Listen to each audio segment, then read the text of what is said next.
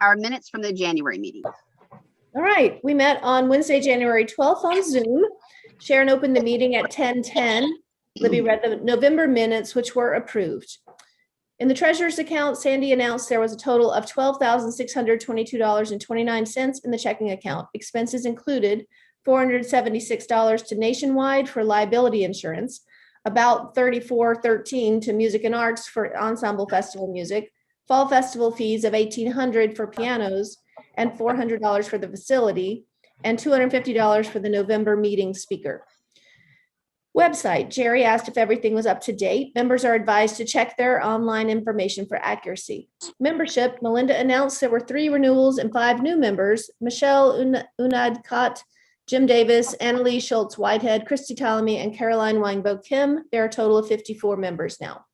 Harpsichord, Libby McConnell discussed the new partnership with Jim Davis, harpsichord tuner. He joined FLMF and will market our instrument to potential renters as part of his regular business. FLMF will receive rental income for the instrument when it is loaned out by Jim. In return, Jim will provide FLMF with regular tunings and care and will provide professional moving services for each rental. His insurance will cover the instrument when it is in his care. Fall Festival, Jan Bodie reported that 16 teachers and 133 students participated. 7 teachers joined or renewed in order to participate in this event. Registration income from the event was $27.93. Expenses were $2,200, so the total income was $593. Jan feels we need more teachers to participate in order to handle issues during festival days, such as managing the audit room and monitoring the rooms. Student helpers filled the gap this year. Members reported that the day was a positive experience for judges and students alike. Holiday serenades. Annie announced 11 teachers participated in the fundraising event at Dulles Mall from December 10th to 12th. The registration fees of $1,840 will be divided, with $1,000 going to Music Link and the remainder to FLMF. This year, the piano was in a different location in the mall. Mall management paid for the piano rental and move. Melinda McCullough thanked the Fagels for organizing the sound system through the weekend. Annie stayed on site for much of the weekend to monitor issues that might arise. She mentioned that FLMF would benefit from getting an Instagram account in order to share photos of such events. Ensemble Festival, the school and piano rentals are booked. The sectional rehearsal was Saturday, January 29th, the sectional rehearsal schedule was online. Participating teachers are encouraged to check the website and to follow through on assigned jobs. Members discussion, Jerry would like for FLMF to consider lowering annual dues to $35 in an effort to encourage more teachers to participate in Fall Festival and other events, which might produce more income through registration fees. She noted that the Fall Festival this year was short on teachers. For comparison, MTNA dues are $85, VMTA dues are $30, and NVMTA dues are $50. Sharon Reck reminded members that over the last 3 years, the club has struggled to rebuild funds and has benefited greatly from ChemTreat $1,000 charitable donations, which are not a sustainable source of income. Another member asked whether FLMF could record online meetings for people who are unable to attend. The idea will be taken under advisement. Officers, the positions of vice president and harpsichord chair remain open. FLMF meets next on Wednesday, March 9th. Please send ideas for programs to Libby or Sharon. The meeting was adjourned to be followed by a program from Nancy Breath entitled Mapping Music, Shortcuts to Musical Understanding. Oh, what a fun meeting that was. All right, so does anybody move to accept the minutes as read? All right, a second. Claudia, you're always there for me to second. Thank you. All right, wonderful. That was great, Libby. All right, treasurer's report. Sorry, my speakers just went bonkers in here because they were connected to something else. Oh, okay. So today we have $9,216.54 in our account. A lot of the ensemble festivals have ensemble festival expenses have cleared. However, the $2,020 for the school did not clear yet. We also had $1,000 clear from giving our donation to Music Link. And Sharon, are you doing a report on the ensemble festival, or did you want me to say anything about that? I sent everything I had to you, so if you don't, I mean, I don't know how much detail people want to go into, but we came out in the black. Yeah. Yeah, So I'd that's like to good. know about that. We still have $9,000, but that probably will go down to 7,000 on our next report because of the 2020 that still needs to come out. Great. But that's a lot of money for us to have in there anyway. It's How more much- than we started off with. How much should we get in donations? $400 just at the show. Pretty good. And have we had any other income this month? Or in the last 2 months? Let's see, that was $400. You know what? We haven't had any other income. We normally wouldn't So though, that- unless it was a new member here or there, right? Right, except for the $1,000 that we got from ChemTreat, which I can't remember exactly when I deposited that, but it's in there. That came right before Christmas. Okay, yeah, so that's why it's not in this report. Okay, that sounds great. And we have, Um, I guess, an expense also to the speaker for January, right? Yes, Okay. So really, Ashby Ponds is all income, right? They don't charge Jane, do they, to use it? So that'll be a little bit of income in April. yeah, I don't think they do. And then we'll have the Reston Community Center, but I think we have to pay like around May, right, for the next year for Reston Community Center. So that'll be, anyway, we're doing pretty good. Well, I pay when we actually do the recital, that's when I pay. Okay. So I paid for the first half, which was October, and then I'll pay when we have the next one, then I'll pay the second half. Perfect. Okay. All right. Thank you, Sandy. All right, Melinda. Okay, you're welcome.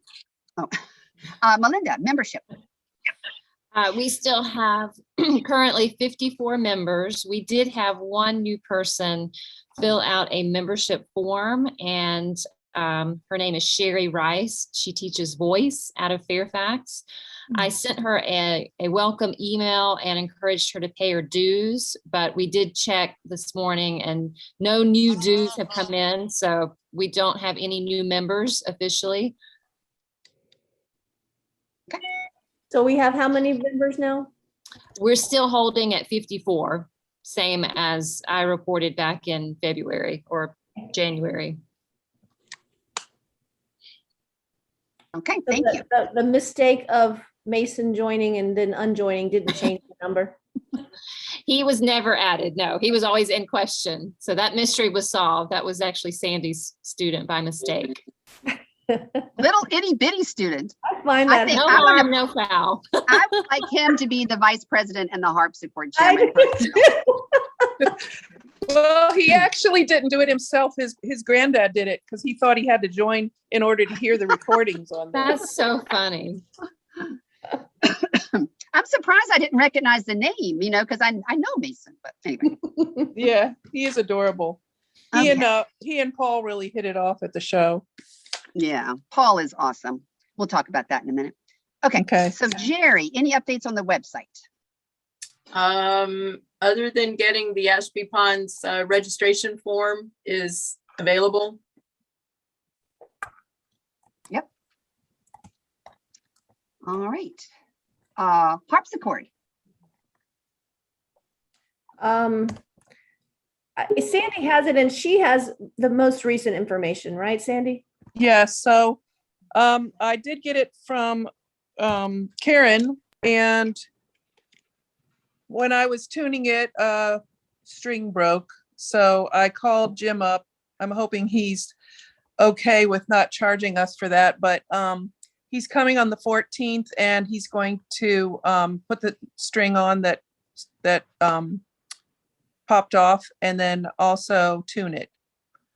And I think I have it till like May, unless somebody else is going to sign up for it, because there's no one during the April-May time. So what if someone at the Ashby Ponds recital wants to use it? What would that mean? So in the past, I've said to Jane, if anybody wants to use it, then we'll transport it over there for them to use it. That is so nice of you. Thank you. Yep. And why would Jim not charge us to come and fix the string and tune it? Because of our arrangement with him. Oh, It's a little vague, but he did say he would tune and care for the instrument. So, but if he has to do extra work, or maybe we need to pay him for travel, he's been very upfront with me. I feel like he will do, but this will be a good test of how this arrangement is actually going to work. Because we have no written contract, just verbally, you heard what I said, which was, what did I say? Yeah, he was willing to take care of it, right? Yes, exactly. that's a great deal. Okay. Should So be. he didn't discuss any payment with me when I was making the arrangements with him. He did arrange to do it when he is already doing something in Hagerstown on the way to my house. So I've waited for almost a month for him to come and do it so that it was convenient for him. He's coming at 8:30 in the morning on the way to Hagerstown. All right, great. Okay, Ashby Pond's recital is coming up on April 3rd at 3 p.m. The registration deadline is March 18th, and the registration is online. So far, we have 6 people signed up, all from the studio of Jan Bodie. Yay. And Jan, if you don't mind, maybe I'll call you after this meeting to see what the issue was with paying online, because I want to make sure if there's a problem, we get that fixed. Would you mind that? Yeah, that's absolutely fine. I also had trouble paying. I couldn't pay online, and so I'm going to send a check. But that didn't work. So I'll talk to you about it when you Yeah, I want to make sure it's not a glitch in the system. Sure. Also, before you came on, Jan, Sharon was saying that you could just send it to me if you haven't already addressed the envelope. Oh, I already addressed it. I can do a new one. Would you prefer? No, that's okay. It's okay with me. I'll get it from Jane. Okay. I'm probably going to put some kids in that recital too. Okay. All right. Maybe. Karen, can you tell me again, the deadline to register is, March 18th, and the recital is? April 3rd at 3 p.m. Thank you. And your students' programs look awesome, Jan. I get a thanks. copy of your registration when it comes in. It looks wonderful. Thanks. Okay. The Reston Community Center recital is scheduled for May 22nd, 1:30 and 3. I've contacted Daria to try to get more information like registration, when it will open, when it closes, and I haven't heard back from her. I just emailed her yesterday. So I don't have any other information about that yet, but it's coming up on May 22nd. So I guess since we're not meeting next month, Libby, would you mind when I get it, just sending it out to the membership, a blurb about the Reston Community Center recital? Yeah, Daria always emails me a blurb. Oh, so good. I Okay. don't think you have to worry about that. Okay, good. Okay, Ensemble Festival. I'll start. I thought it was wonderful. Libby just created a wonderful, wonderful professional program. It was so joyous to be back together and create music together. And we had good attendance. We were really not having any idea how this would be. Starting it back in the summer when there was lots and lots of COVID restrictions, and then watching things ease up and then tighten back up. Anyway, we were just going in the dark and hoping for the best, and the best happened. So yeah, my students loved it, and we had a big audience, I think, for COVID time. So Libby, what do you want to say? Well, I just wanted to thank all the teachers who participated. I also wanted to thank teachers for supporting Sharon and me and surprising us with beautiful flowers on stage and a gift certificate from FLMF. So that was really, really nice. Appreciate that so much. We got great feedback from Christopher the Clown. He really enjoyed being part of it. He's hugely into educational opportunities. So he was enjoyed being part of it and was proud of our students. And what else? I don't think there were any surprises. I mean, I never did hear the pianos got picked up on time and all that. They did. Yep. All intact. Yep. Okay. All right. And then Paul, our conductor, not only is he a very good conductor for our students, in terms of teaching them things and making sure that they're, they have a good performance. But he loves this event, and he, when I'm looking at the pictures, that outfit he had was just fantastic. But I just love that he loves it, so I feel like he's with us and part of this, as if we continue to have it. So I am working on a survey of answers from people who participated. And as I mentioned, I haven't heard from a couple of teachers who were involved, Kathleen and Annie and Jane. But if anybody else wants to weigh in on this event, for example, one of the questions that I think all of FLMF could address, if I could read it just a second, I will let you know. So here's the question for everyone to consider, and you can consider if you want to put in an answer. Hosting this event is increasingly expensive. We relied heavily on 2 donations from ChemTreat since we didn't use last year's donation in light of the canceled festival. The rental of the school and renting and tuning of pianos are expenses that cannot be changed. If we get a blah, blah, blah. Do you have suggestions on how to finance this event going forward? So that's something that I think everybody could help with that. And then the other question is whether, in light of the expense and in light of the time involved, this event should happen every year or every other year. One of the huge reasons for that would be expense. And the second big reason is time commitment. So anybody who has not already responded, a lot of you on this call have, please send that to me, any ideas you have. Okay. All right, next, May luncheon. I am considering proposing that we have an in-person May event, a business meeting and then luncheon. If it could be outside, but I want to make sure that enough people are comfortable coming to that. Bev Teague, who has a great setup in terms of being outside in a beautiful setting and plenty of room, could host it on May 18th, which is the 3rd Wednesday of May, not the 2nd. So I guess I have several things that will take a tally of 1, 2, 3, 4, 5, 6. Up there says 11 of us here. First of all, would you be comfortable coming to an in-person event if it could be outside? Can you raise your hands? My hand's raised. Okay. Would you be okay switching it to the 18th of May? My hand's raised. Yay. Okay. So I say let's move forward with that. Libby, I'll get you a formal statement about that, and Jerry and I can get that on the website. Now, if the weather looks bad or is bad, I think 8 a.m. is enough time to make the decision to switch it to just an online business meeting on the 18th. Does everyone think that's reasonable? Sure. Bev lives pretty far out, so I think people might be preparing to leave by 9. So, okay, so the decision will be made by 8 a.m. about the weather. What time would the luncheon be? Let's see. What about if we had our business meeting at, we had our business meeting at 10 and then the luncheon started at 11, or should we push it to 11 and 12? 11 and 12. Okay. Business at 11, luncheon at 12. Does that give people time to get home to teach? That's kind of pushing. That's getting a bit late. I think so too.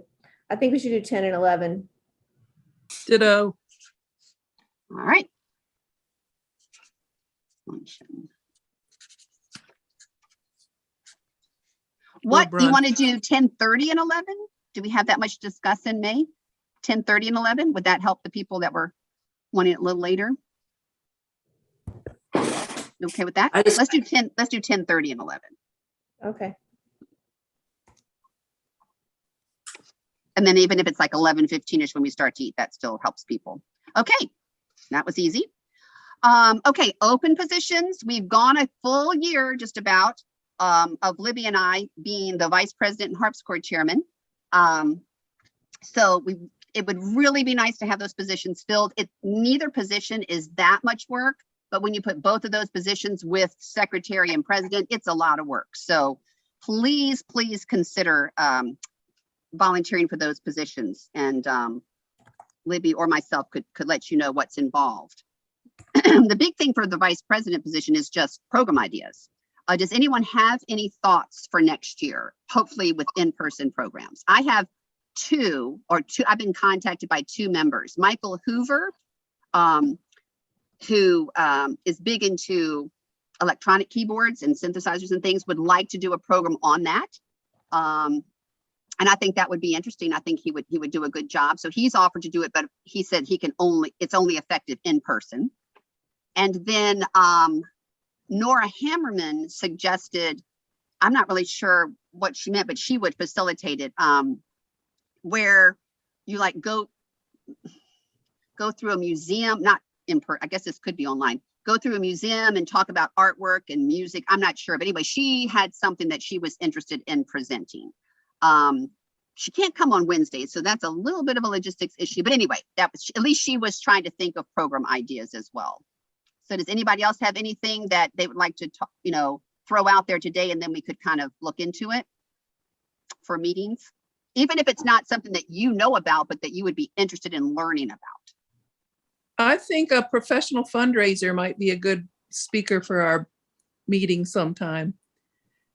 Somebody that really promotes fundraising and raising funds for an organization such as ours.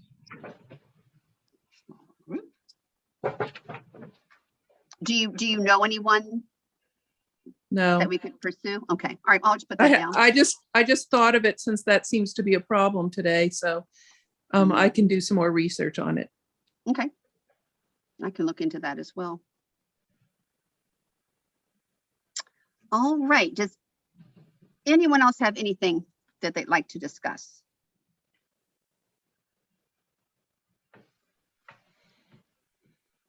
We are like 1 minute away to being perfectly on time. All right, so anyway, I hope everyone will consider putting students in the Ashby Ponds recital. If you haven't been there, it is just a perfect little theater setting, like cushioned seats. It's like an old-fashioned movie theater kind of thing. It's really nice, a nice experience with your students. And of course, the rest of the community center is as well.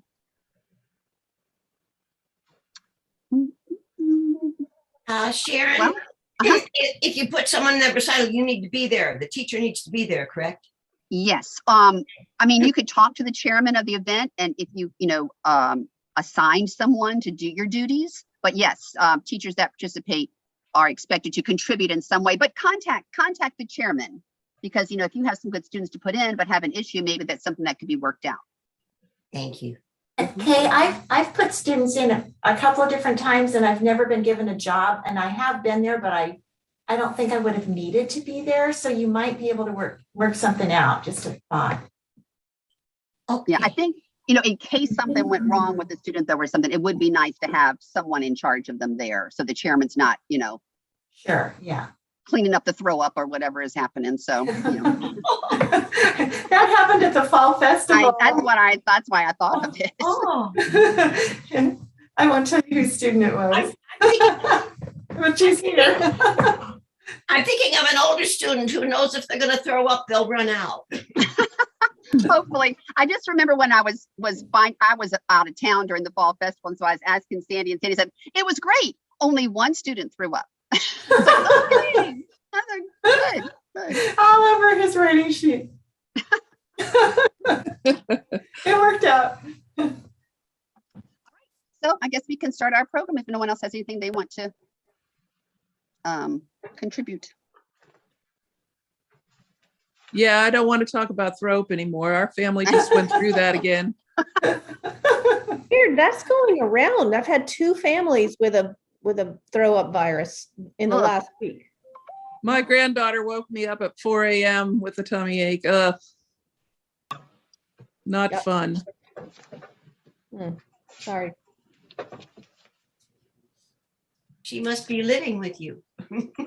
No, she was staying with me because my daughter and her family moved, and I was keeping the kids while they were moving. Good grandma. Oh, can I ask a non-related question? Kay, have you gotten a judge for your guild center yet? No, not yet. I need Um, to speak to them. So much has been going on. I need to speak to Austin, Texas. But my center is going to be open probably, or FaceTime or Zoom. All the options are there. Mine too. But I don't Are have you a judge judging yet. this year, Sharon? I didn't submit my form, and I'm wondering if that's why I don't have a judge yet. Because usually when I volunteer for a lot of jobs, I get a judge in January. So I don't know. I might have to volunteer. We'll take you again. It's been Okay. 2 years. Yeah.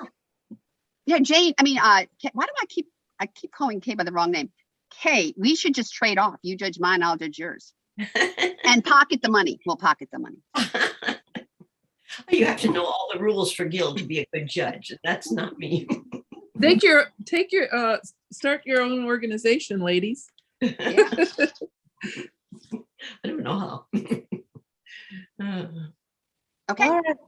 Okay, so we're all teachers who have taught a lot, so nobody here is new, and we haven't done one of these in-person teacher forums in a while. But when we were thinking about the program to have this month, I thought that's what I really love about this group is being able to talk with each other about what we're doing, where we're struggling. And so that's the point of our program today is involvement. So we can share with each other. We have 3 main topics. I don't know if you were able to look at the attachment on yesterday's email that I sent out. It looks like Melinda is prepared. She's got her hand out there or something. Yes, thank you. So you can kind of see our plan is to cover 3 big topics with about 20 minutes on each one. So we're finished in about an hour. I mean, if we run a little over, of course, that's fine. But let's try, there's lots of things we could talk about. And if we hit on something where you're like, I need to spend more time on this, can we discuss it more? Please jump in there because I don't want to rush us through something that's important. I also don't want to belabor the point on things we already are all set on. So I thought we would start by talking about our studio policies. Can you raise your hand if you have a studio policy so I kind of see who has a studio policy? Okay, almost all of us. All right. So now is the time, if you're going to revise it, of course, before you, assuming that you have students get the new studio policies in at the end of the current, school year, whether that's the end of May or the end of June for your studio. Now's the time to be thinking about what you might change based on any problems that have popped up in your studio this year. And some of the most problematic issues in anybody's studio, I think, are, what am I going to charge? How often are they going to pay me? What are the scheduling issues? How am I going to handle if the student suddenly says I can no longer come at this time, or I have to miss because I have a birthday party or whatever? Those kind of issues, you have to decide in advance how you're going to handle it, or else you're constantly making decisions all the time and you're working, answering emails and explaining yourself all along the way, instead of saying, hey, I'm so glad you have that chance to go to the birthday party. Remember, our studio policy says X, Y, or Z. So I'll see you at X, Y, or Z, whatever your policy is about that kind of thing. So I wanted to talk about some of those problems that you see listed there. So what about makeup lessons? Raise your hand if you do not offer makeup lessons under almost any circumstance. All right, so that's 1, 2, 3, 4 of us. Okay, raise your hand if you offer makeup lessons on a case-by-case basis. It just depends on what the situation is. Okay, you're a little bit more flexible. Raise your hand if you offer makeup lessons for any reason. If they cannot make the lesson, you will make it up at some time. Okay, so I only charge for the lessons that I give. Okay, all They right. charge, for what they get. Yep. Okay. Yes, Rachel. And then if I cancel a lesson, I will make it up. But if they cancel a lesson, no go. Okay. All right. All right. And just raise your hand if you are unhappy with the way you do things, because this is your studio. Is anyone unhappy or finding a problem with the way you handle makeup lessons? Ish, whatever. Okay. You're unhappy. Tell me why you're unhappy, Jerry. Because I don't stick to my policy. sometimes I do. It depends. It depends. Like I raised my hand before. It depends on the situation. But my policy says no makeups, period. But depending on the situation, you know, sometimes I will if I can. If I can't, then I can't. Mhm. So I wish I had the nerve to say sorry to all of them for all situations. But you know, I hate to say it. Sometimes if I like the kid, I'm a little more flexible. If I like in spending time with them and, you know, want to see them at a weird time. But otherwise, you know, some parents are more pushy. That's true. That is true. Well, I do want to recommend, oh, Sharon, yes. I have gotten a lot better with, and it's one of the topics that you're going to cover later in the agenda about how to pay. But if a child, a very good student, a very dedicated student is sick the week before the recital, I'm going to make that lesson up, you know, or right before Guild or right before the ensemble festival. So that's when I'm willing to, you know, see them. If it's in right now, you know, and nothing's coming up for another couple of months and they miss, then they just miss. I want to tell you one thing that I started doing in the last year that, well, I had offered it in the 2 years ago, but last year, no one took me up on it because last year was last year. But this year, if they tell me I can't come at that time, then and what I say in my studio policy is, and I'm paraphrasing here, record yourself performing your pieces. Send me the recording, and during your lesson time, I will watch the recordings and give you feedback and send you lesson notes. And that takes me almost their whole lesson time.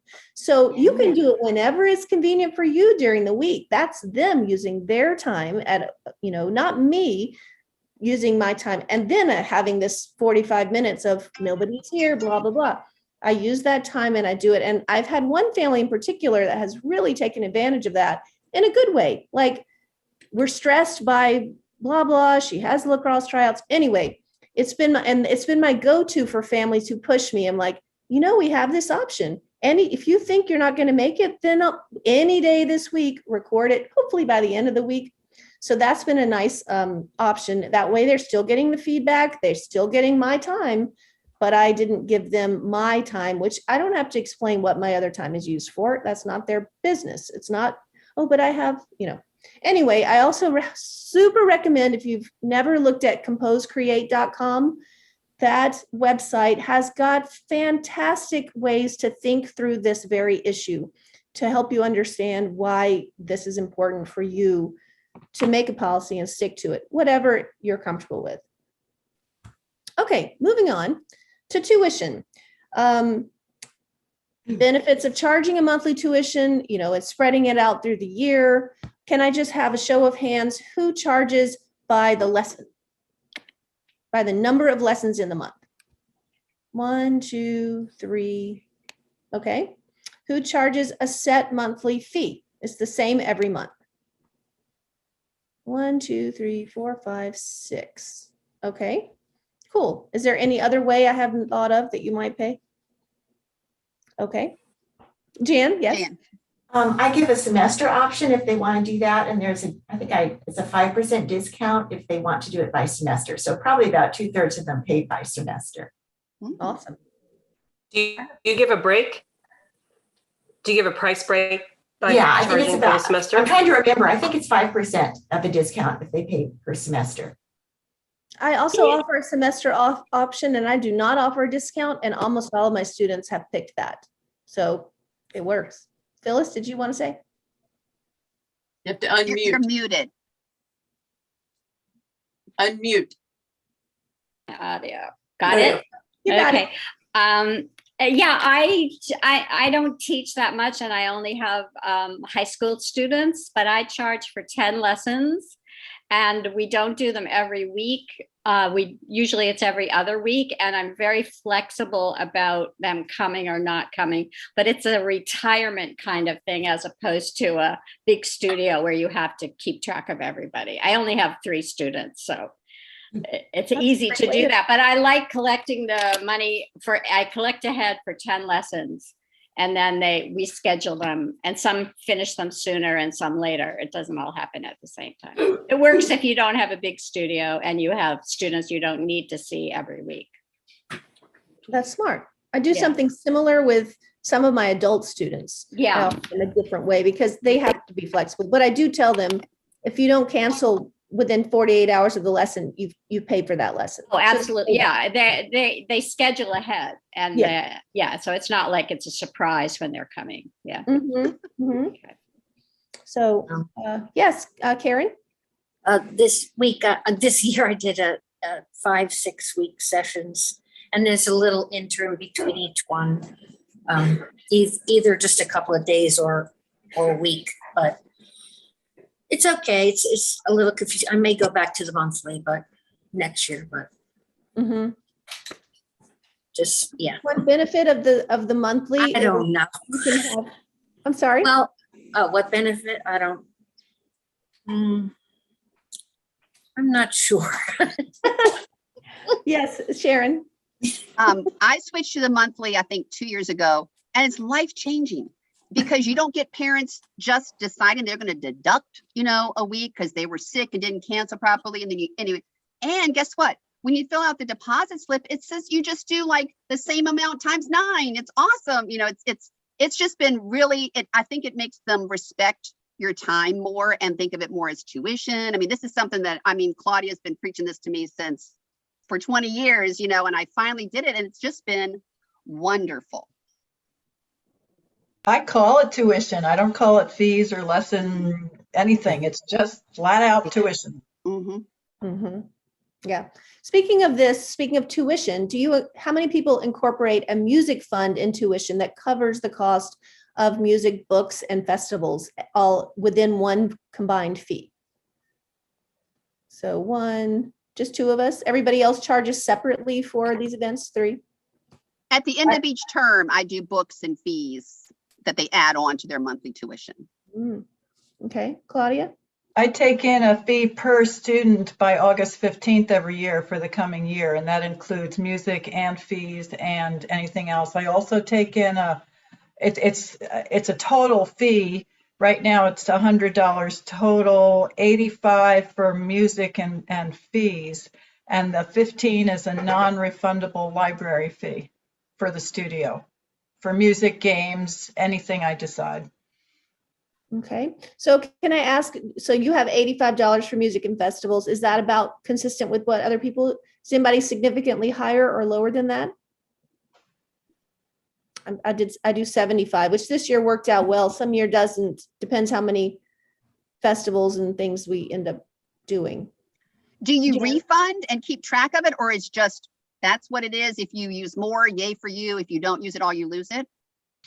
In May, when I send out various information for summer, there's a line item for, if you want to refund or credit, please let me know. And I tell them the balance then. And most people don't even think about it, just carry it over. And last year, my Pro Zoom was part of that, and everybody knew because I was paying. I just canceled that. But I'm not changing it because prices go up, several people just everybody pays because they know they have to, but not everybody uses all the money, so that when they pay the next year, those costs get higher and higher, which I can see those totals get higher and higher. So if it's ridiculously high and I know they'll never use it, I'll deduct their summer tuition from that. Or whatever I'm saying, if they can go, I'll give them the option of putting that toward their summer tuition, and I'll take $100 out or something, and everybody accepts that. So I don't want to keep really high totals in there, but some kids go through music and use more than others, it just depends. Sharon? To go back to the monthly fee, the way I computed it was, if they pay for, I'm just throwing out numbers here, they pay for 34 lessons, but there are 38 scheduled. So that gives them 2 freebies. So if they cancel a lesson, I don't make it up, but that's okay because they really never paid for it. If they cancel more than 2, then they start paying for things they're not receiving. And if they're really good about not canceling lessons, you get 2 free lessons over the year. The other 2 are, it's my vacation. So I had the opportunity to take off 2 weeks throughout the school year. And that emotionally, that even though I'm not making any more money, I'm actually making less with those 2 free lessons, but it has greatly reduced the amount of requests for makeups. And mentally, I know I have 2 weeks that I can take off. Like I took off the week after the ensemble festival. It was glorious, you know? So just emotionally, it's been really good for me. Jan?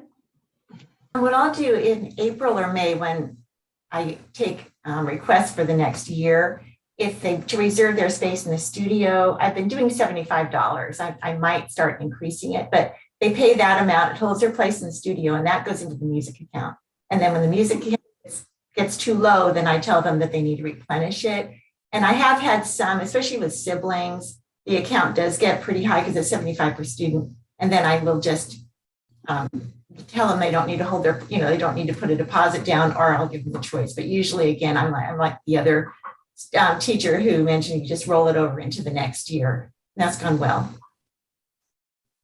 I keep a record of everything students are, doing, festivals and books and so forth.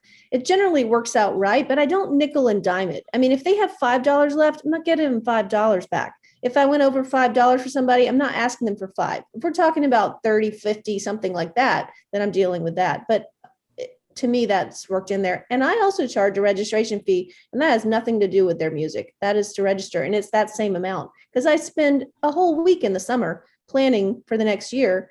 I should get something for my time. So that's how I look at that. The last thing I want to mention is whenever you tack on these added fees, it takes away the opportunity for parents to set that check to come to you from the bank every month. If they set that in August or September and they never have to think of it again, that's super helpful. No one anymore is thinking about, oh, how much money did I pay for tuition? Because it just is coming from their bank. Okay, a couple other questions. You brought this up, then we'll move to our next topics. Sharon, do you allow yourself to have time away from the studio during the school year, and do you teach in the summer? So like Sharon, does anybody else take some time off for yourself during the year other than, Christmas week and Thanksgiving? Do you take other time off? Claudia takes some time off. I take some time off. Anybody else, or are you like every week? Here we go. I always take time off. I am. Sandy's like always off. Seems Yeah, like. that was my vacation. I just follow Loudoun County Public Schools, so I take off most of June, July, and August. Okay. All right. I think, Yeah. I think that's one of the best benefits of being a music teacher is you're the boss. I just tell my students, I'm going to be gone for a week and there are no lessons that week, but otherwise I teach all the time. Yeah, that's what I do too. And if they can't come, let me know, and then I can know that not expect them, and I can use that slot for somebody else. Okay. You have a big studio, right, Kay? Yeah. How many students do you have? Well, maybe you might say I'm sick or something, which I am. But now that I've started teaching, I've got between 70 and 80 a week. Whew. Take a deep breath there. Wow. So I do it every day, but I'm not married anymore. I'm a widow, so I'm the married widow. But my married part is teaching because I love people and I love giving and helping them out and vice versa. And I like that. Awesome.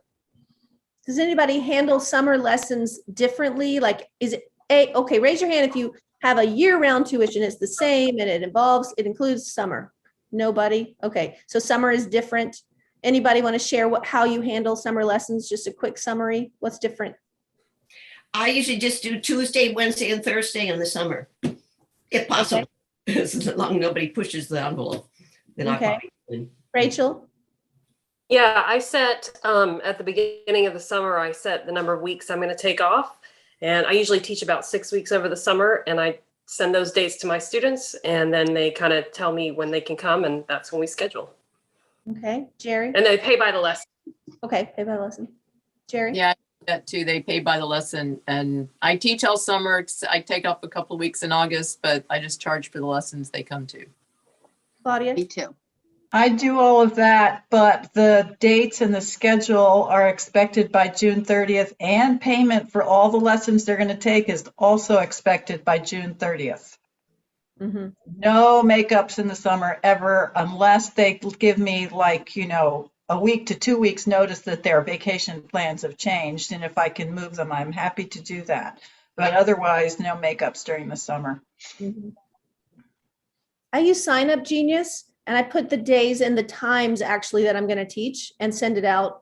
And I try to, confine it to 2 days a week during the weeks I want to be here. And then in this case, I usually do it at the end. You had 6 lessons. So, and they can cancel for any reason, whatever. And I just have never any other way do they pay after the lessons. But in the summer, I'm like, fine, don't come. Yeah, but that keeps me from having to keep up the schedule too. They can just sign up right there on that site, and I can go and say, okay, who am I seeing today? No, surprise. Wow. That sounds easier than what I do. Easier to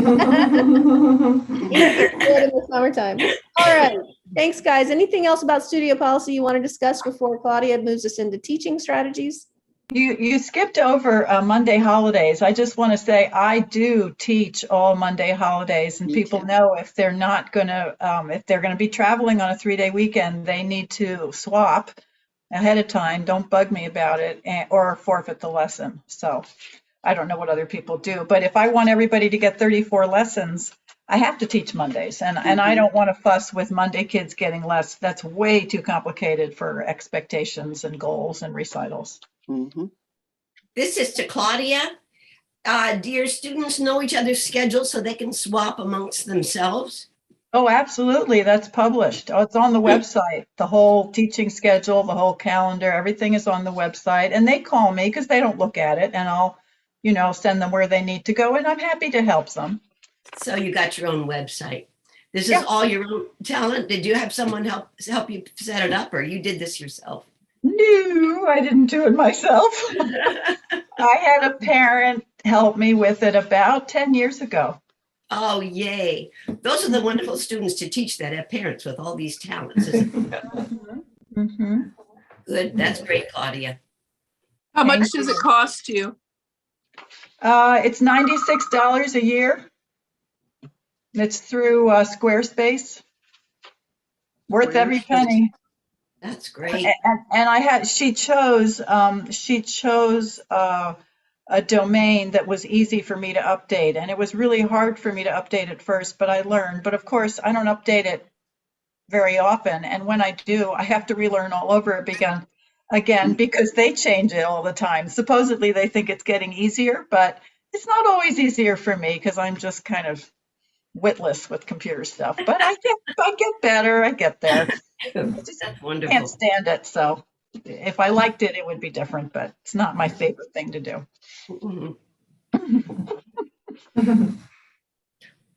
All right. Thanks, everybody. Lots of food for thought in that topic. Claudia, you want to move us into teaching strategies? Sure. So Libby's outline included the motivation of festivals, and then composition and harpsichord and group classes and studio recitals. And when I was looking at this and she asked me to share this with her, I just went in and called it a brain dump. I just typed everything I could think of about what I did. So we don't have to review all of that studio goal and all of those festivals, but that is what I do. So if you'd like to discuss it or ask questions about it, I'm happy to explain. Certainly, we welcome anybody's ideas about, are you using festivals or other performance opportunities to motivate your students? Absolutely.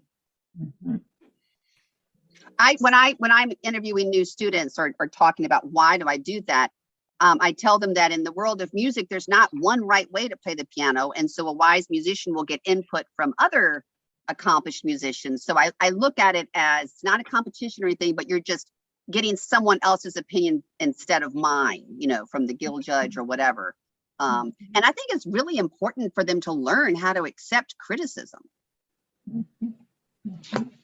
That's a helpful life skill, you know, and a very kind of, oh no, I'm losing my word again, but you know, doing it in the way you play the piano is a lot easier to accept than, you know, other criticisms. But if you're used to doing that and looking at it and saying, I think that's true, I'm going to do that, or I don't agree with that, that's fine, that's their opinion, I'm going to still do it this way, then they can apply it to other things in their life.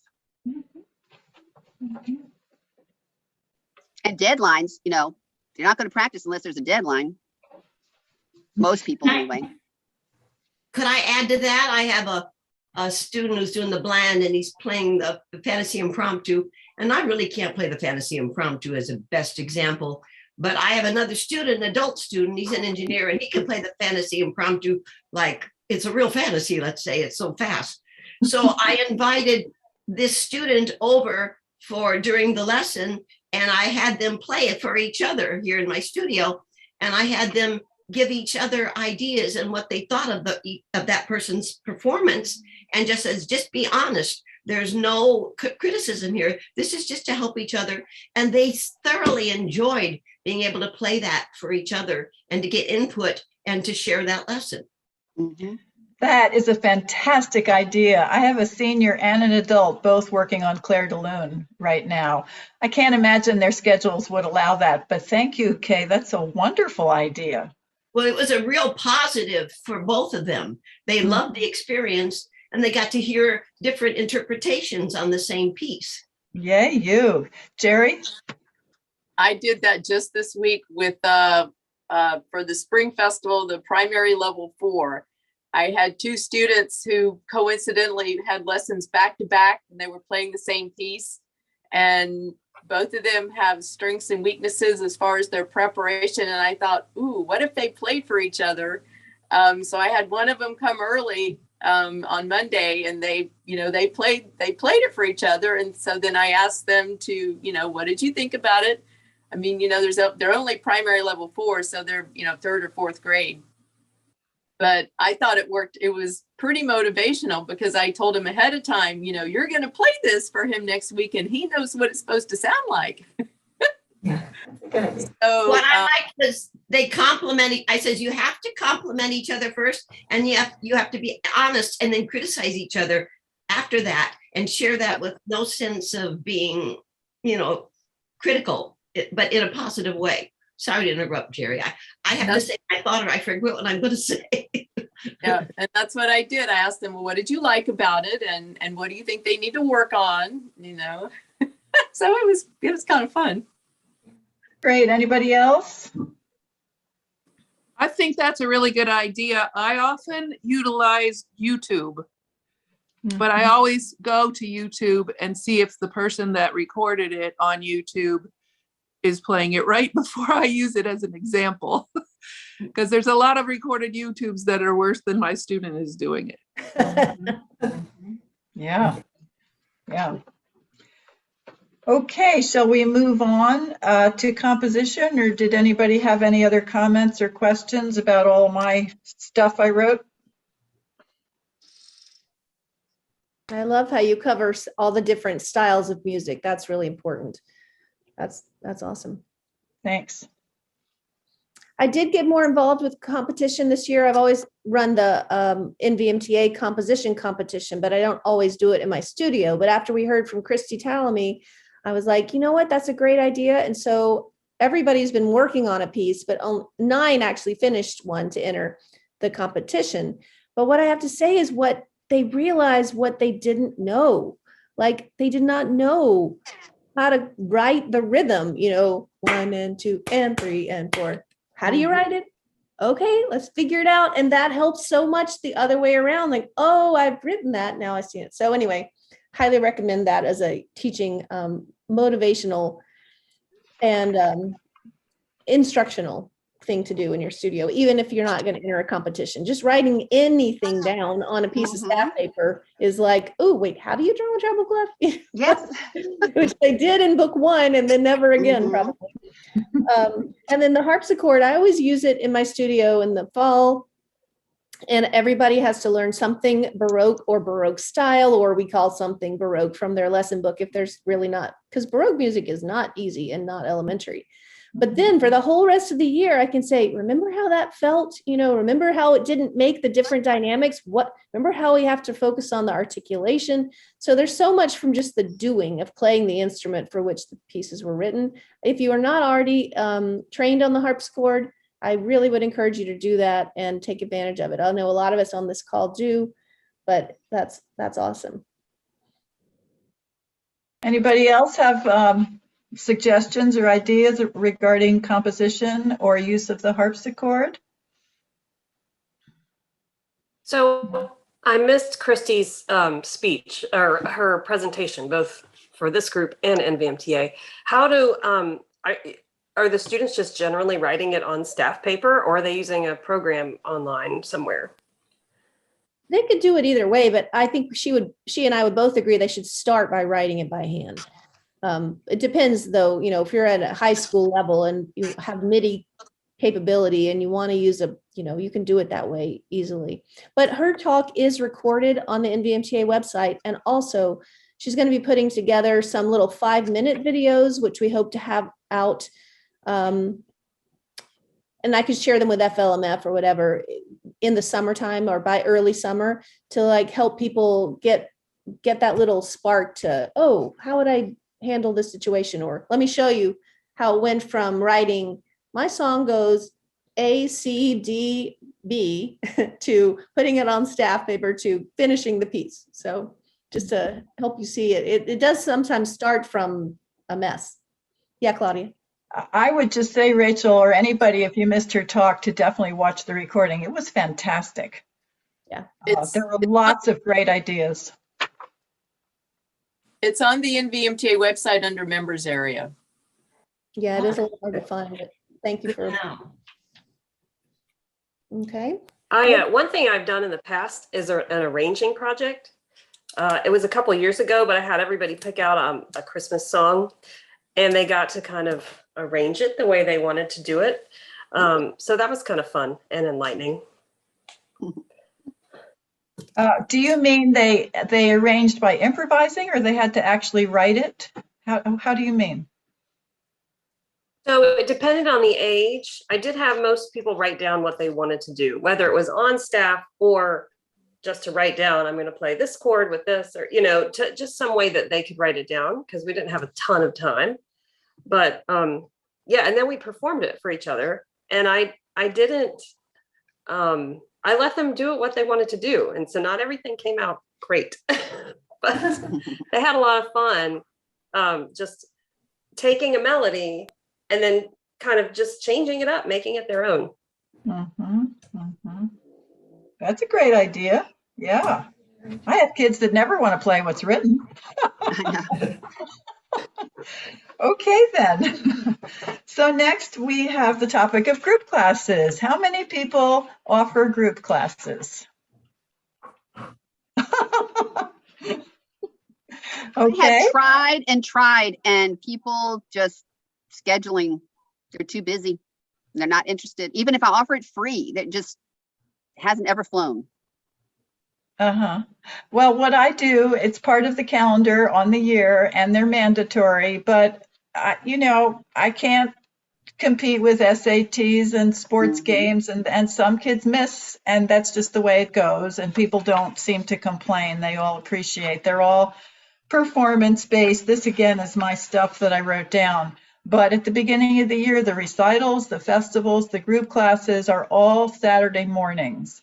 So I don't do them as part of the weekly event or weekly lessons, except during the pandemic in May, I decided I was so tired of everything, and I had several kids participating in Sonata Festival in May for NVMTA.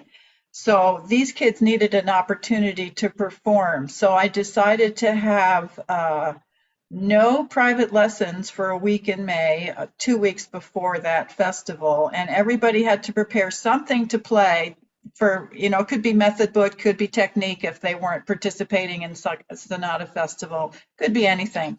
But we were at that time preparing for a June recital, so many of them had a work in progress anyway.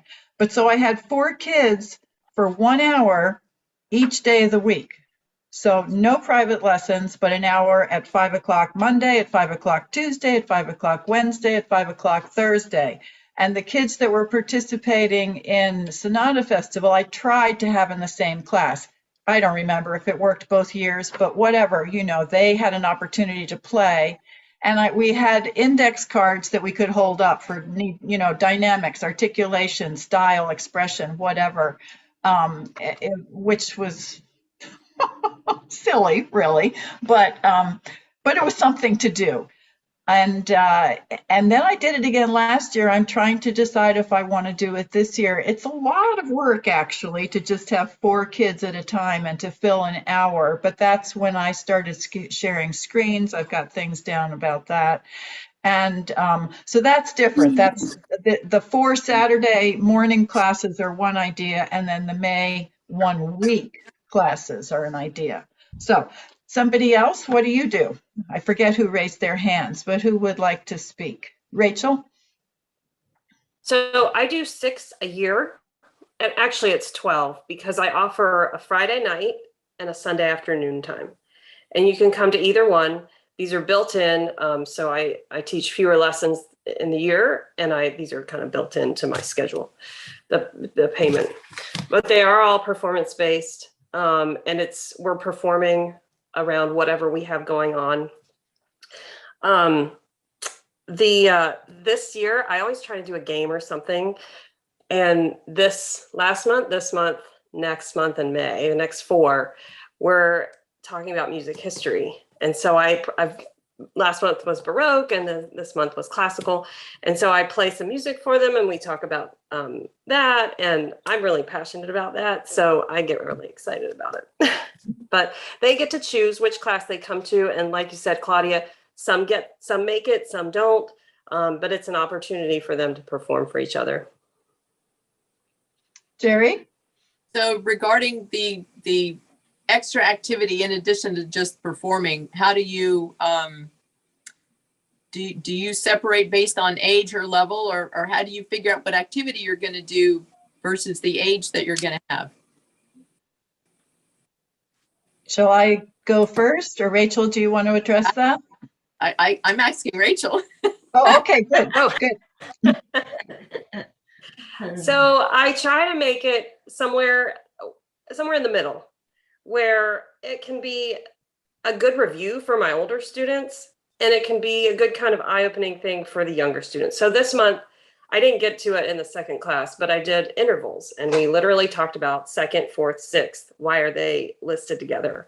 And 3rd, 5th, 7th. Why are those listed together? And then I had the alphabet, and they had to roll this big dice, which I put it away now, but it has a 2nd or 3rd. And so I'd point to a letter, and they would say, what's the 2nd above that, or 3rd? So to the older kids, it might not be interesting, but it's at least review of something that maybe we don't talk about every day. So it's kind of like a middle of the road thing. Did that answer your question, Jerry? Yeah. Mm-hmm. Anybody else? No? Okay, well, I have 2 classes on Saturdays that are everybody. I'm sorry, go ahead, Jan. I haven't resumed my group lessons yet, but I'm going to before the June recital. But I usually do 3 group lessons during a year, usually a couple weeks before an event. And I need 3 group lessons to fit everybody who's there in my piano room. So they're usually an hour to an hour and a half long. The kids play for each other. They draw their name out of a bowl so they know who's next. That kind of makes it fun. They share positive comments.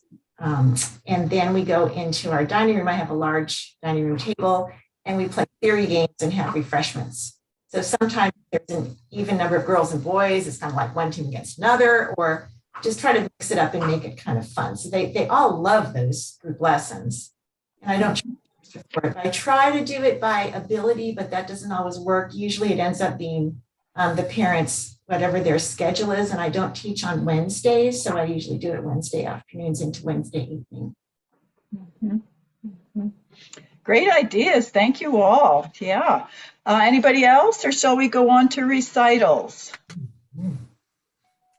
So for studio recitals, who requires memory? Okay. Anybody want to talk about why they do or why they don't, or people on the fence? Okay. How many pieces does each I'll say, student? Yeah. Go ahead. so I definitely encourage all my students to memorize their pieces. But if something is sounding beautiful, but they're just having trouble with something, I don't. I allow them to use the music, but I definitely emphasize that it's about expression and it's about being musical and communicating what the composer wrote down. So it's not a crutch. I mean, I just want them to have a musical positive experience. And so that's why I don't always require memory, but I do. The goal is to memorize. And if we get to that point and they can't, then they have that option. That's exactly what I do too. Can I ask that, this might be an ignorant question, but why it seems like piano is the only instrument that people perform from memory on. Why is that? I know we're superior, but why is that? I read about this once. It was kind of recent that it was kind of a thing that when pianists started doing, big auditorium type recitals, then they thought, it needed to be from memory to be super showy. And she's the one who gave me permission. I mean, not personally, she didn't tell me, Libby, you should stop. But what some students are so nervous about memorizing. And I just felt like there was an atmosphere of fear at recitals. So I just was like, if you memorize it, great. If you don't, that's also fine. I'd stopped making it be like, well, you didn't get it there, so I guess you'll have to use, or you can't play it or whatever, because I don't memorize anymore and I play a lot of music. So I want it to be enjoyable, but that's just where I've landed in the end on those studio recitals. Me too. Yeah. Memory is always the goal. And even if you don't get it, you know the piece that much better, to use the music up there. But yeah, that's. And sometimes we need to be working on something else. And I don't want them to keep playing a piece they've known for months. I mean, let's move on and play some new music, even if that means it's not going to be memorized in time. It's just not. I know that going in sometimes. So last year during pandemic for the June recital, I was just so tired of everything, and some kids had managed to have good lessons online all year, and some kids hadn't. I had some younger children, a fourth grader, who just had to go back to 20-minute lessons, very, very short. He just was having panic with school and everything. And not everybody, I could see that I didn't have my normal tools. We couldn't record in the studio. They weren't in the studio. The older kids I had record and sent to me, but for many kids I said, let's just record one piece, and it was the simplest piece, whichever one they were doing. I always choose two pieces for every event. One's a project piece and one's a simpler piece. So if they could memorize the simpler piece, fine, and then the other one they use the music. And I will probably do that again, especially for the kids who play in Sonata Festival, because I want them to have something fun to end the year with. And it's a lot of work to prepare 2 sonata movements. And so I'll give them the option of, at the recital, choose one of those sonata movements to play, and then anything else you want to play is fine. And one of my high school girls last year printed out Ed shearing's perfect Pachelbel canon combination. And of course, people adored that. Who wants to hear a sonatina if you can hear Pachelbel and perfect? So, really, why are we playing the piano anyway? So anything I can do to help them feel comfortable and have fun was fine. So I think I'm probably going to do that again this year, even though we will be in person. And I'm going to leave it up to the kids. Memorize one and decide about the other. However, we do make memory maps. If you heard Nancy Breath's presentation, I've been doing that for years. And They have the option of using a memory map instead of the music if they feel they're really close, but some section is still just driving them nuts. Fine, take that piece of paper up with you. So, yes, Phyllis. I don't have a big studio anymore, but I've always stressed teaching them how to memorize, whether requiring it or not. They always have some, and some kids really don't know how to memorize. They say, oh, I'll play it enough times and then I'll be able to play it, which it's never worked for me. So I'm just waiting for them to fall apart in the performance if that's how they've memorized. So I have a lot of techniques I use to make sure they actually have a piece memorized, including memorizing hands alone, which if they can't play the left hand alone, they probably don't really know what is happening. And they're always shocked when they can't do that. And having landmarks and the maps and all that. So I don't just say memorize. I teach them how to memorize, and I test them that they actually have something memorized, especially if they're going to have to perform it. Because they may think they have it memorized, but they don't. So I think teaching how to memorize is more important than requiring or not requiring it. Whether you're going to require it or not, I think it should be part of a lesson. Right. Teaching how to do it, it can only inspire confidence. That's wonderful. Yeah. And one of the techniques I use is, I just did it with a student who doesn't like to memorize yesterday. Make them play the piece on the wood of the piano instead of on the keys. So they don't have any touch to rely on, and they don't have any sound to rely on. And they can't do it. But once they try a little bit, they can do it. And then just imaging it in their head with no touch and making them do those things, which are really hard to do, but I think they're tricks that will help them in life, how to memorize, how to remember anything if you make it a concrete way to do it instead of just, oh yeah, I'll get this if I do it enough. So, anyway. So we need to move on to up-to-date technology, but I see, Kay, you have your hand raised. Did you have another comment? Yes, and it might go along with a little memory, but do any of you, let's say I have a student who's unmotivated, and he has, he's taking lessons, but I ask them, do you have a song that you really like? And there's no music for it. And I say, well, can you sing it? Or can you hum the tune? Or can you play it on YouTube? Can we listen to it on YouTube? And he'll have a song that he wants to imitate it. And I said, well, let's figure out part of it. So we'll go to YouTube and we'll get the melody, and then let's figure it out so that he learns by ear rather than just by note all the time. And if he can play a few phrases on the piano by note, then we can add the chords. And then he can learn to start making it his own arrangement rather than always memorizing everybody else's notes. Great idea. That works for composition and improvisation and everything. Yeah. And especially like I teach pentascales, doing all the triads up and down. And I say, now let's play Mary Had a Little Lamb, in the key of C with no black keys, right? And then I have them, well, now you remember what fingers are what, play it in the key of G, and then let's go to the key of D flat. And it sort of puts in a whole new aspect of playing piano. And from that, then we go to fake books and making your own arrangements by reading the melody line and using the chords and the inversions and making their own little arrangements. Thank you. Yeah. So lots of great ideas here. Wow. So many people do so many different things. Okay, Libby, do you want to, if everybody's okay to move on? We've got technology coming next. Libby's the expert. I do want to mention any NVMTA members or anybody who would like to just try out a meeting with NVMTA. We're having a whole presentation about technology from somebody way more experienced than I am, the fourth Wednesday in May. So if you're interested in that, if you're not already a member, let me know. You can always visit. You can come to a meeting without being a member. You just can't keep coming to meetings without being a member. So I just wanted to talk about, the ways we've all had to transition to doing online lessons. I assume everybody did it at least for a minute, whether you kept it up or not.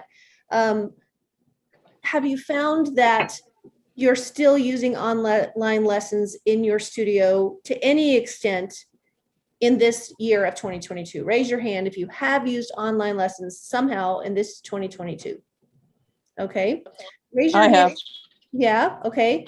Have you used them for sick days? If your student is kind of sick and can't come, do they have an online lesson from home? Yes. That's happening for me today. Just text from a mom. He has a sore throat. Should he come? No, he can be online. How about, does anybody use it for traveling, i.e. Sandy? You do that, right? Oh yeah, I've given lessons at the beach before. I have as well. It's very freeing. You can be somewhere else, not at home, and teach. Yeah. Yeah, super fun. Do you miss having an instrument when you do that? Sandy, you want to answer? Some younger students need an instrument, and so I would say yes, but it's not for every single lesson, so we can do without it for one. Mm-hmm. Yeah, I sing a lot when I'm doing it when I don't have a keyboard. I'm singing. But I have to say, I did have a grand piano at a resort in Florida one time last year that I went into their common area and used the grand piano, but it was pretty loud because they had other music going on and everything. So it didn't work out very well. That's fun. Yeah, it has given a little bit of flexibility to both families, also families. I've taught families, well, we're going to be in Colorado. Well, I even taught someone who was visiting her aunt in Ireland. Well, my aunt has a piano. Great. Okay, we'll have your lesson. I'll see you then. That's great. It's been very freeing for both sides of us. I just put on here screen sharing. That's not something I do at all. Raise your hand if you're good at or use screen sharing when you're online teaching. Okay, we got Claudia. Want to tell us what's beneficial about doing it, Claudia? Well, last year, especially for older kids who are playing historic repertoire, I researched YouTube YouTube recordings that I felt I wanted them to hear instead of just me playing for them. Plus, I can't play half of the stuff I'm teaching. I don't have time to practice. And then you just share it. I got better. Half the time they would say, we can't hear it, because I would forget to turn on the sound. But I got better at that. And that was really useful. Also, we did, instead of having their theory books, which I could never check, and I wasn't going to go around and pull them all out of their houses, I used theory.net. Renee, who's doing the technology next week. Yeah, she is a big theory person, and she told me about theory.net, and I used that. That's free. It's very dry and cut, but it's a great resource for everything you want to know about theory at any level. So I created folders on my computer for folders for elementary, middle, and high school, and everybody had a folder, and so I would pre-plan during the month what I wanted to focus on, whether it was intervals or scales or something, and I dragged all that into each folder, and then part of each lesson during that month or whenever we were doing it, I would pull that up and we would share that. And you could hear it. So I forget exactly how it works, but there was listening involved and answering, and they liked it. And then the third thing is the escape room games here. Is anybody familiar with Lila Viss and her websites and all of her information? She's a fantastic teacher out in Colorado. I think the website is down there, lilaviss.com. I recommend you look up her website. She does all kinds of technical stuff. She is so creative, really, really incredible. She and Wendy Stevens are pretty amazing. Wendy Stevens does composecreate.com. And so Lila has tons of games, and she and somebody else put together all of these escape room games. And if you're familiar with escape room, I don't know if I can adequately describe it, but the website is there for one of the games. It's on YouTube. So, for instance, if it's on scales, and there's all levels of anything you could imagine, it starts with, there's always something about nature. So this was about turtles. So you read about turtles, and then you have to put in a code, and you're screen sharing all of this. And I did this with groups as well as individuals during lessons before the group so that they could do it. And we were all reviewing natural minor and harmonic minor scales. So first you read about the turtles, and then you go to the first page, and you have to answer the questions, and the questions each equal a code, A, B, C, D. So whatever, each question has a letter that's the appropriate answer. And I then type in capital A, capital B for each correct answer. And if you get the correct code for each question, you escape and you go to the next page. So that within each game, there are about 4 or 5 pages, and each page requires this correct answer for 2 or 3 questions that creates this code that then allows you to go to the next page. And each one gets a little more complicated. We did it with rests, we did it with rhythm. So one of the rhythm was you're adding up quarter plus eighth plus half plus, something. And then the next page might be the same idea, but it's all in rests. I mean, she is a genius. And at the end, on the last page, it's some fun thing. And you have to answer questions about how many kinds of turtles are there. And then there's this little mini video of all the baby turtles leaving their nests and going down to the beach, and she incorporates all of these different concepts. It's fantastic. The kids love it. And I actually got good at doing it. So I haven't done it this year yet, but I do plan to in May. Toward the end of the year, I get better with that, during each lesson having my laptop up for them each to have the opportunity to play the game. Sometimes I do rhythm cups. This year we did music history, so we went through all the eras. I don't have time to talk about all that, but I had videos up for harpsichord and forte piano and building a piano, and going through how all of the piano sounds have changed based on the musical history era and the composers. So if we had been online, all of that would have been screen shared too. So does that answer questions? It's a lot of talking. That's a lot of good information. I thank you for the website. That's something to spend time on. Yeah. The other website, the Curious Piano Teachers, I discovered when I attended the National Keyboard Convention last summer. That's the Francis Clark whole world. Every other year they have a convention, which I think is better than the MTNA. Sorry. They both have good things. Well, it's just more about teaching. I think it's just a little more, anyway, whatever. But the Curious Piano Teachers are 2 women, one in England and one in Belfast, Ireland, and they have a website that you can check out. Sorry, my phone is screaming here. And you can go in and look at some of their stuff for free for a free month. And I was so impressed because they do curiosity boxes, and I love to learn about teaching as much as I love to teach. And they put out a curiosity box every single month, which incorporates a video and worksheets and listening and webinars from other people that they have used. And so if you have time to look at that website, you can explore that. I've learned all kinds of things. They're just so creative.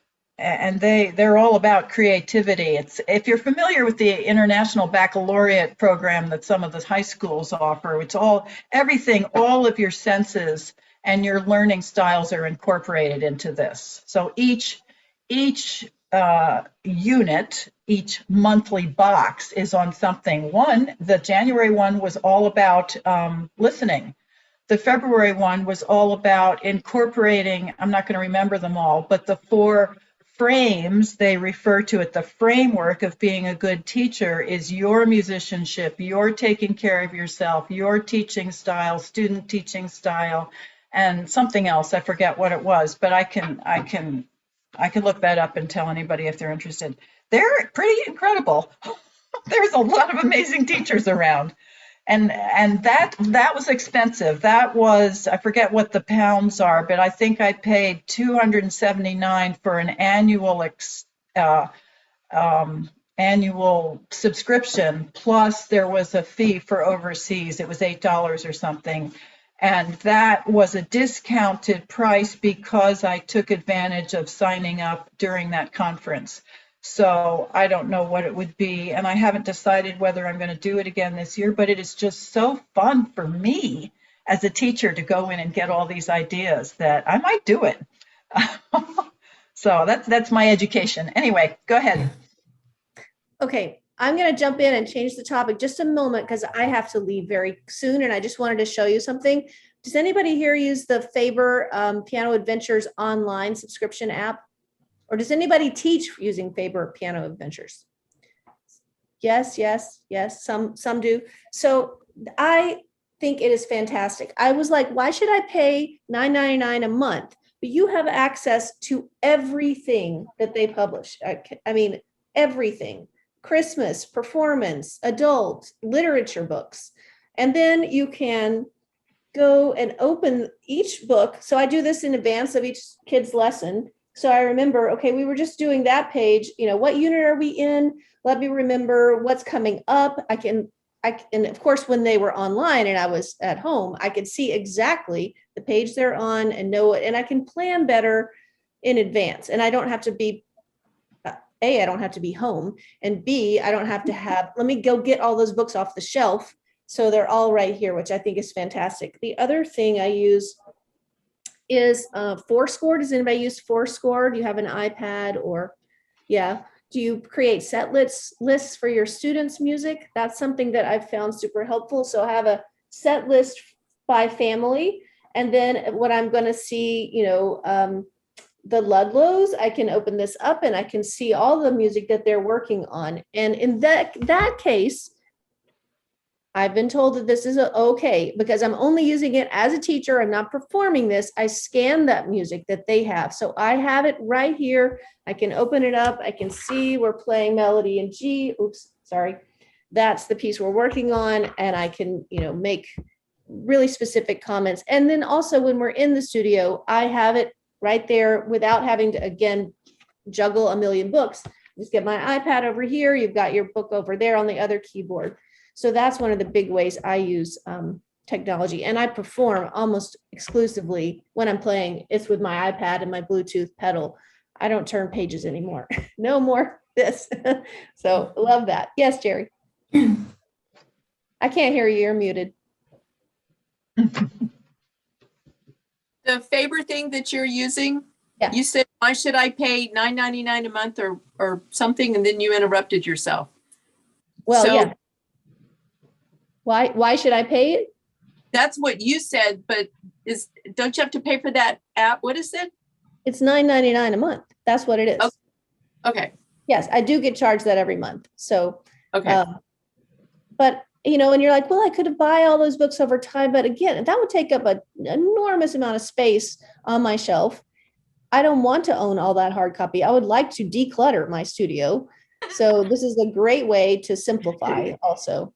And I'm paying, and they update it every update that happens, it appears in the book. Sometimes my edition is more updated than my students' edition.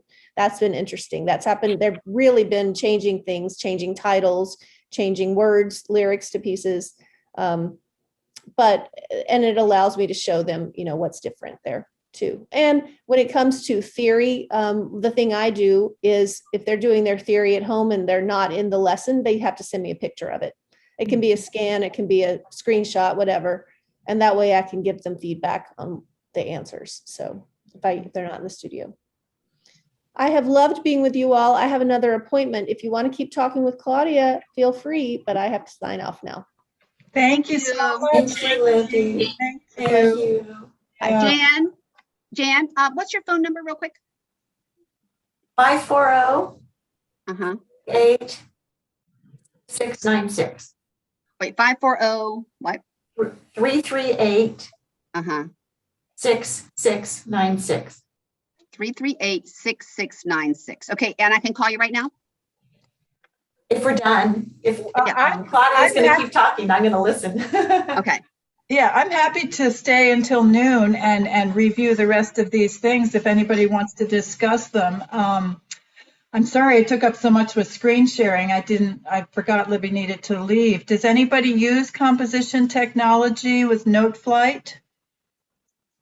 I don't. No? Okay. And then did anybody use Piano Marvel or others besides the Faber and Faber that she mentioned? I use all the books, so I have everybody's book here, or I make I make a Xerox copy of just a page for Spring Festival that they're using, so I can play along with them, and it's a working copy, and that's legal, and I toss it afterwards, or I keep it if it's a great piece, and I know I'm going to use it again. But I do have a huge library of music here. Anyway, Jerry, what were you going to say? I do and did Piano Marvel before COVID, but since I moved my my digital piano behind plexiglass, it's not available to do Piano Marvel anymore. So I don't know when that's going to change. So I don't subscribe to it at the moment. But if you don't know anything about Piano Marvel, it's a method that you can use digitally on a digital piano, but it's also a site. They have a separate sight reading section or category, which I think is terrific. And I've tried to get some of my students they would have to pay. They can buy a subscription for like $11 a month for them at home if they have a digital piano. And it's really cool. You plug your iPad or whatever into the keyboard and it highlights, it tracks. So like if you've got, Mary Had a Little Lamb, it's the highlights bum, bum as it goes through. So your eyes can follow. The music does not disappear like it does with the other one that I can't think of right now. But it also, it tells you, it gives you a score when you're done because you've got to play along with it as it's tracking. And it grades you on rhythm. If you don't land your key with the note that's on the, that's flashing on the screen, then it does, you miss that. So it's grading you on notes as well as rhythm. And then it gives you a score at the end of each one that you play. And they've got like 1,000 levels, which is another topic. But anyway, so you can advance. It will automatically advance you, or it will keep you in that level based on your score. So it's really, I think it's a terrific sight reading tool, and I highly recommend it if you have students with a digital piano and an iPad. It's really good. Good to know. Yeah. Okay, so what about theory? Who teaches theory and how? What do you want to share? Yeah, go ahead, Sharon.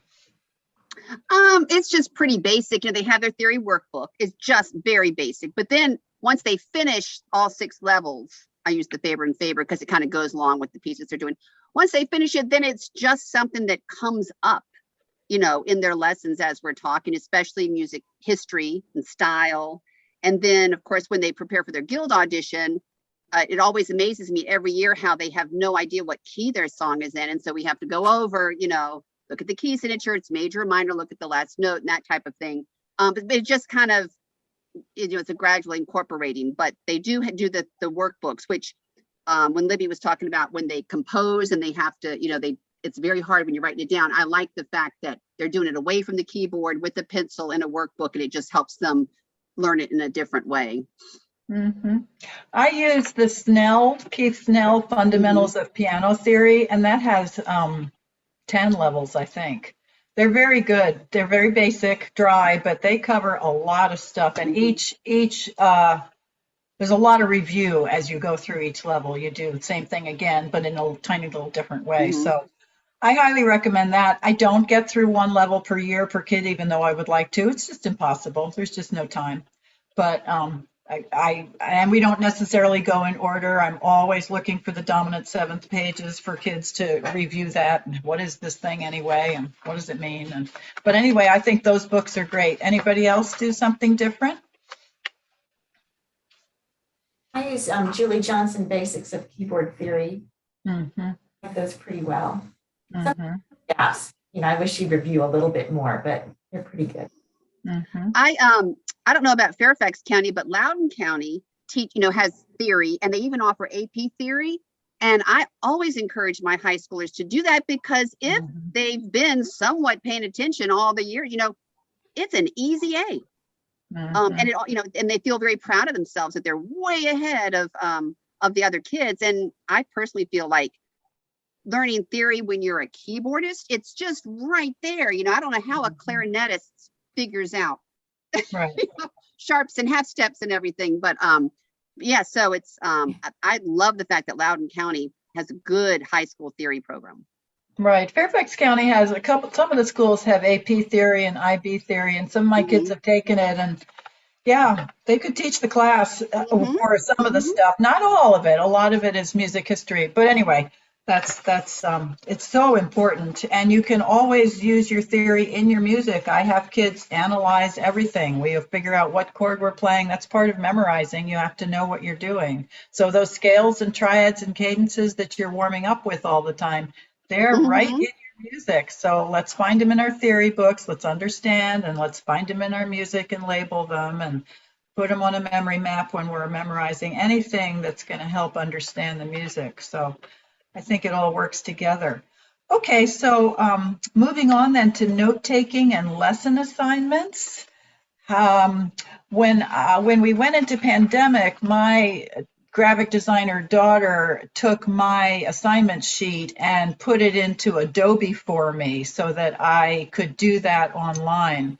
And then I email it to each kid. And I decided instead of handwriting everything when kids came back or having them do it, they still do some writing themselves, but I am still doing the my iPad for all of those and emailing them off. It really forces me to focus, to concentrate, and of course then I have the perfect record. I can look back without wondering if they're going to remember to bring their notebook to their lesson. Definitely more work, but I found that it's very useful. So it's not Google or Notability, it's just this other thing that I've come up with, but it works for me. So what else are people doing? Anybody want to share? Mine's pretty old school. I do the notebook and the writing, and if they come in without their notebook, that's a great way to see if they looked at their notebook that week, because they'll say, well, what's your scale this week? You'll just have to help me. And they'll be like, oh. But anyway, I'm still old. I'm still old school in a lot of this stuff, because I kind of feel like I'm, on my way out. And I'm phasing out and phasing out. I mean, it's great. All this stuff is great, but I'm old school on a lot of stuff. Yeah. So moving on to business organization.